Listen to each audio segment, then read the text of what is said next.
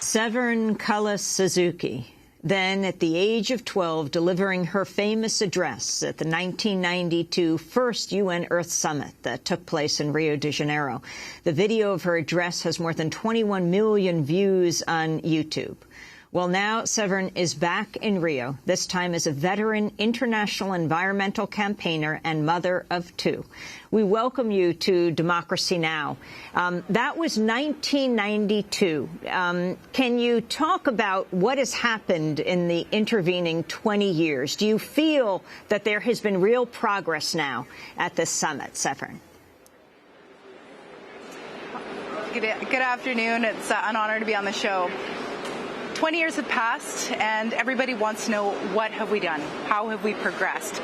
Well, last week, scientists released a report in the academic journal Nature that suggested that we are pushing for a tipping point in the Earth's biosphere, that we are attacking our ecosystems that sustain us and all life on this Earth in so many ways and so many levels, that we are pushing for a state shift like what was seen 12,000 years ago with the end of the last ice age.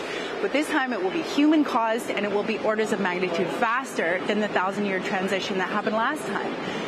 I mean, that report released on the eve of this World Summit is clear that we have not achieved the sustainable world we knew we needed 20 years ago.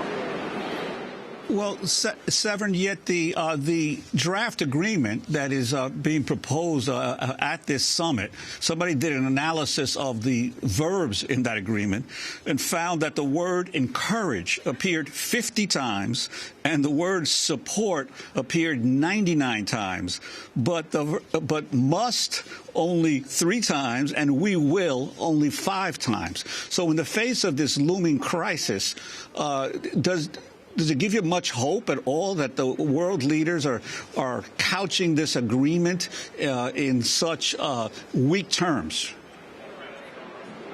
They called Rio +10 in Johannesburg Rio -10 because already the world leaders were starting to backtrack on an agreement from Rio 1992 that now looks like this amazing visionary success. And I mean, I am ashamed to hear that the Canadian negotiating team was trying their best to omit the word commit. So I wonder how many times that actually made it through in the draft that we have today. I think that this is indicative of what is happening in our world at large. There is so much shift right now. We have economic meltdown around the world. We have social unrest. We have revolution just boiling up all over the planet. And now we have our national leaders that are hunkering down more and more, defending their national interests and less looking for the good of humanity. I believe we have a crisis in governance.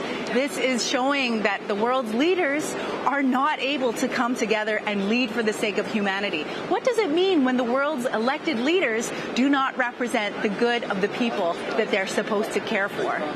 Severn Cullis-Suzuki는, especially for young people who are listening and watching right now all over the world, we have a room full of interns that we are celebrating today, the summer interns who've begun at Democracy Now! Talk about how it was you who ended up giving this speech 20 years ago at the age of 12. How did you end up addressing world leaders? Well, it was an incredibly grassroots initiative. I had started a club, and this was really a group of girls who really wanted to do something for the planet in the broadest terms. And how we started was, well, we needed to educate ourselves. When I was 9, we started this club, called ourselves ECHO, the Environmental Children's Organization. We built on very small projects like beach cleanups, basic support for other environmental groups. And finally, we heard about the Earth Summit after a few years of this and decided we wanted to go. It's a very long story. We galvanized support from our community, our parents, our teachers, our friends, fundraised the money, got here, and then in a sea of 30,000 people here, we started getting our message out because we were young. And this is the key. 20 years later, the world is still talking about a speech, a 6-minute speech that a 12-year-old gave to world leaders. Why? It is because the world is hungry to hear the truth, and it is nowhere articulated as well as from the mouths of those with everything at stake, which is youth. Today's youth will spend the rest of their entire lives, their entire adult lives. My children will grow up in a time characterized by climate change, characterized by social unrest and refugees and all kinds of problems that brings because of the ecological crisis that we now find ourselves in. The economic crisis, that's what everybody's talking about. But really, it is a subsystem within the ecological crisis of this planet Earth that is our home. I want to ask you about the Canada to Texas Keystone XL pipeline. Just 2 months after President Obama rejected the project after large protests by environmental groups, he announced his support for TransCanada to build a southern leg of the pipeline from Oklahoma to Texas. In his remarks, President Obama said his administration has authorized enough gas pipelines to encircle the earth. Under my administration, America is producing more oil today than at any time in the last 8 years. That's important to know. Over the last 3 years, I've directed my administration to open up millions of acres for gas and oil exploration across 23 different states.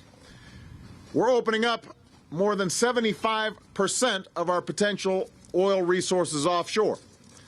We've quadrupled the number of operating rigs to a record high. We've added enough new oil and gas pipeline to encircle the earth and then some. It was President Obama who is not attending the summit, nor is David Cameron, the Prime Minister of England, or Angela Merkel. Now TransCanada has reapplied for a permit to build a 1,200-mile segment from Alberta, Canada, to Steel City, Nebraska. Just this past Friday, the United States State Department said it would conduct a new environmental impact statement on the Keystone XL pipeline. Talk about the significance of this project and the role of activists in stopping it. The British journalist George Monbiot said yesterday that it's quite staggering to see the president, Democrat leader Obama, backtracking on commitments that George Bush Sr. made in 1992.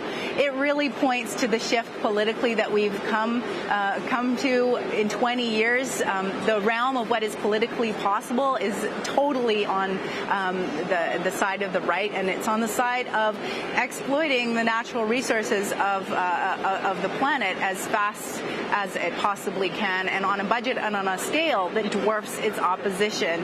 I'm here in Rio, and there's so many people, so many young people who are going through the tracks that have been presented to them to have their voices heard. And they've been lobbying, and they've been following all the negotiations, and they've been staying up till 2 a.m., and they put their heart and soul into the document and the declaration because they have good faith that this process works and it matters.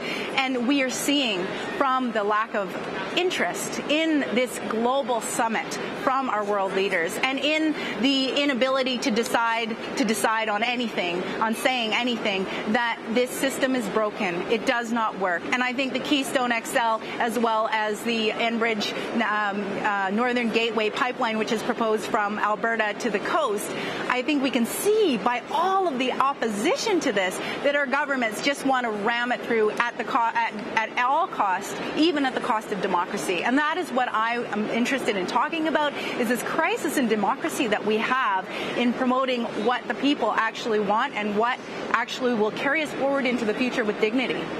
Well, what about the fact that your prime minister, that Harper's not there, that the U.S. president, which President Obama is not there? And I think it's particularly significant since he weighs every day what he's going to do in this election year, what kind of message he wants to send. Instead, he sent Secretary of State Hillary Clinton. Yet more than 130 world leaders are there. This message is loud and clear. This is a message from Prime Minister Harper, President Obama. The message to the rest of the world is, we don't care about you. We do not care that your countries may be inundated and huge social strife may be imminent and is imminent. I was on a panel the other day with a minister from New Caledonia, a small island nation. I mean, for him, climate change is an issue of survival of his people in direct terms. And what my country, the American nation is saying is, we do not care. It's very interesting. The Pentagon has reports on seeing climate change as one of the most serious threats to national security because of vast migrations of people when their areas are desertified or flooded and they must move to other places. As we wrap up, Severn, can you talk about the effects of climate change? In the United States, it is not a common discussion in any way. It is staggering how we're not making the connection between climate change and what is already happening in the ground, not only in the Horn of Africa, not only in the Arctic North, but in the country of America. I mean, I remember in March seeing on the news reports about the hurricanes, the crazy storms that were hitting a huge portion of the continental U.S. And, you know, not to make the connection with what the world's leading experts are saying is exactly what happened in a situation where climate change was unfolding. You know, actually, we have to really ask who's driving the ship here. I mean, really, when the world's leaders do not listen to science, when they do not listen to the experts who study this, the ones that, you know, really can tell us what's going on using facts and data and information, and when we actually have campaigns like in the Canadian current government that are actually trying to shut down science, you know, this really points to a huge question of governance and where are we going. Severn Cullis-Suzuki, we thank you for being with us and for being there 20 years ago in Rio de Janeiro. It's the largest UN summit ever. That does it for our broadcast. I'm Amy Goodman with Juan Gonzalez. Thanks